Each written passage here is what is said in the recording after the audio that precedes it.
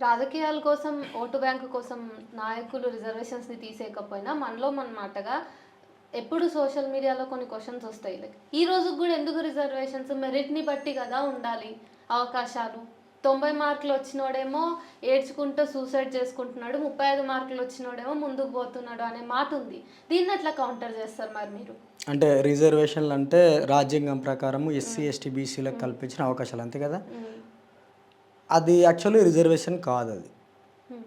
Reservation ఏంటిది అంటే ఒక వ్యక్తి శ్మశానంలో శవాల్ని కాల్చుకుంటూ అక్కడే ఉండడం రిజర్వేషన్. రిజర్వేషన్ అంటే ఒక వ్యక్తి చెప్పులు కుట్టుకుంటూ మాత్రమే బతకాలనేది రిజర్వేషన్. రిజర్వేషన్ అంటే ఒక వ్యక్తి కుండలు చేసుకుంటూ మాత్రమే బతకాలి, లేదంటే వాళ్ళు వదిలేసిన బట్టలు ఉతుకుతూ బతకాలి. ఇది రిజర్వేషన్. రిజర్వేషన్ అనేది డాక్టర్ అంబేద్కర్ తీసుకురాలేదు. రిజర్వేషన్ అనేది ఈ మనువాద వ్యవస్థ 2000 ఏళ్ల క్రితం తీసుకొచ్చింది. ఈ దేశంలో రిజర్వేషన్ అనే ఏకైక వాస్తవం ఏదైనా ఉందంటే అది కులం. ఈ కులం అనే రిజర్వేషన్, ఈ కులం అనే రోగానికి బాబాసాహెబ్ అంబేద్కర్ తీసుకొచ్చింది ఏంటంటే ఒక చిన్న పెయిన్ కిల్లర్ మాత్రమే. ఇది మొదటగా సాహు మహారాజ్ గారు ఈ పెయిన్ కిల్లర్ని ప్రవేశపెట్టారు. దాని తర్వాత బాబాసాహెబ్ అంబేద్కర్ గారు తీసుకొచ్చారు. అంటే చాలామంది ఏమనుకుంటారంటే రిజర్వేషన్ అనగానే ఎస్సీ ఎస్టీలకు మాత్రమే ఇచ్చారు అనుకుంటారు. నువ్వు అనుభవించేది ఏంటిది? అది రిజర్వేషనే. ఊరికి దూరంగా బతకాలి, లేదంటే ఈ రెండు కులాల మధ్య పెళ్ళిళ్ళు ఉండొద్దు, కలవద్దు, లేదంటే వీళ్ళు చదువుకోవద్దు, వీడు ఇక్కడే పనిచేయాలా, ఈయన పుట్టుకతోటే ఎలిజిబుల్. ఇది రిజర్వేషన్, యాక్చువల్ రిజర్వేషన్. దాన్ని చాలా తప్పుడు అర్థంలో వాడతారు. బాబాసాహెబ్ అంబేద్కర్ ఇచ్చింది ఆ రిజర్వేషన్కి ఒక పెయిన్ కిల్లర్. పూర్తి ఇంకా అది పూర్తి మందు కూడా కాదు. కానీ ఇప్పుడు ఈ మెరిట్ అనేది చర్చలోకి వస్తుంది కదా.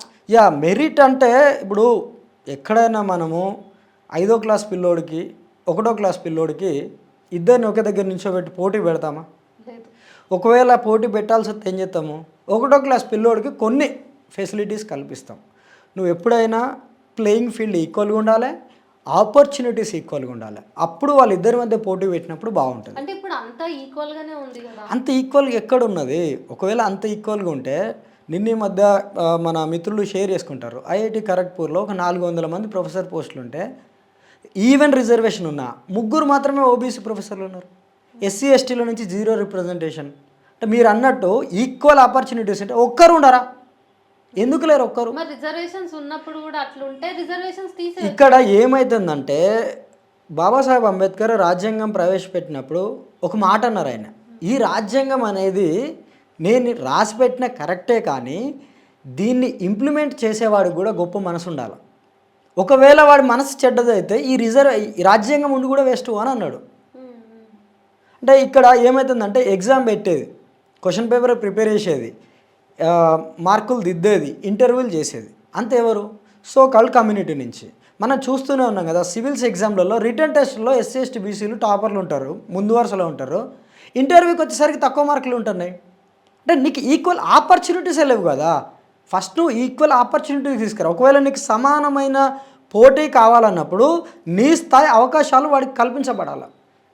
నువ్వు ఒక ప్రివిలేజ్ కమ్యూనిటీ నుంచి వచ్చి నీకు అన్ని చిన్నప్పుడే వాళ్ళ ఫాదర్లు 4 ఫాదర్లు కూడా ఇంగ్లీష్ మీడియంలో చదువుకొని ఉంటారు, వాళ్ళకి భూములు ఉంటాయి, సంపాదన ఉంటుంది. వీటన్నిటికీ మించి వాడు చిన్నప్పటి నుంచి చదివేటప్పుడు వాడికి అద్భుతమైన గైడెన్స్ దొరుకుతుంది. వాడు చుట్టుపక్కల ఇటు ఎంఆర్ఓ ఉంటాడు, ఇటు ఎమ్మెల్యే ఉంటాడు. వాడు ఎట్లాంటి అట్మాస్ఫియర్లో పెరుగుతాడు?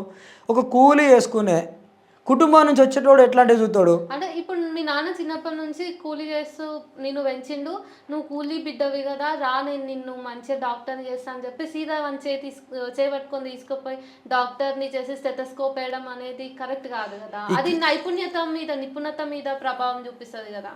ఇప్పుడు ఇక్కడ ఏమంటారంటే అందరికీ అవకాశాలు సమానంగా రావాలనేది వాళ్ళు అంటారు. సరే, మీరు అంటారు ఫలాను హెల్త్ ఫీల్డ్లో నైపుణ్యత లేకుంటే దుర్మార్గాలు జరుగుతాయని అంటారు. ఇప్పటికీ మనం చూసుకుందాము, మొన్న ఈ దేశం నుంచి చాలామంది డబ్బులు తీసుకుపోయారు. ఒక టైంలో వాళ్ళు చాలా మెరిట్ తోటి బిజినెస్లు చేసిన వాళ్ళంతా ఏ కమ్యూనిటీ? హాస్పిటల్స్లల్లో సరిగా వైద్యం చేయట్లేదు. ఇప్పటికీ అన్ని పొజిషన్లలో సోకాల్డ్ కమ్యూనిటీ ఉంటారు. ఎస్సీ ఎస్టీ బీసీలో రిప్రజెంటేషన్ తక్కువ, హెచ్ఓడీలు అయితే మ్యాక్సిమం ఉండరు. ఈ దేశం అత్యంత అవినీతి దేశంగా ఉన్నది. ఏమైంది? మీరు మెరిట్ ఉండాలి కదా. రాజకీయ వ్యవస్థ శూన్యము, బ్యాంకింగ్ వ్యవస్థ శూన్యము, ఎడ్యుకేషను, హెల్త్ అసలు ఒక్క సెక్టారా, అవినీతి లేని, దుర్మార్గం లేని, రికమెండేషన్లు లేని, డబ్బులకు అమ్ముడు అని ఒక్క వ్యవస్థ మీరు ఈ చూపించాలి. మాట అంటే ప్రభుత్వాలు ఒప్పుకోవు. ప్రభుత్వాలు ఒప్పుకుంటేనే ఒప్పుకోవని కాదు. సరే అధిక పవర్లో ఉన్నాడు నేను తప్పు అని ఎవడని ఒప్పుకుంటాడా? మీరు దేశద్రోహి ఏమో మరి.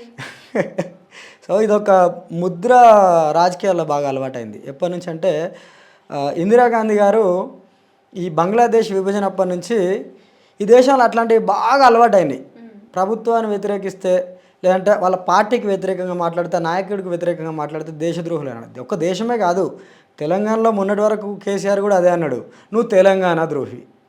ఇంకోరు ఏదో అంటారు, నువ్వు గుజరాతోడివి, నువ్వు ద్రవిడ ద్రోహి. ఇట్లాంటివి రాజకీయంగా తమ సామర్థ్యం చూపలేని రాజకీయ నాయకులు, నిజాయితీ లేని రాజకీయ నాయకులు చెప్పే మాటలు ఏంటంటే తప్పించుకోవడానికి ప్రజల్ని నిందితుల్ని చేయడం.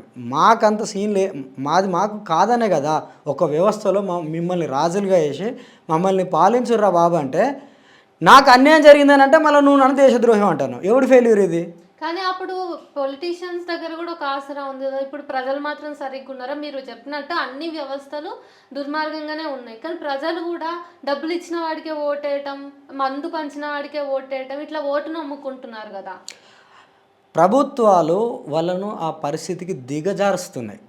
అంటే ఎవడికి ఒకటి దగ్గర 100 రూపాయలు తీసుకొని వాడికి బానిసగిరి చేయాలని ఉండదు. వాళ్ళు ఏం చేస్తారంటే, ఇప్పుడు ఉద్యోగాలు ఇవ్వాలి, వాస్తవానికి చాలా ఖాళీలు ఉన్నాయి, కానీ వాడు ఉద్యోగం ఇవ్వ అంటాడు. ఏమంటాడు? ప్రతి ఒక్కడు నిరుద్యోగ వృత్తి అని పెడతాడు. అయ్యే పైసలు ఇచ్చి ఉద్యోగం ఇవ్వరాదు.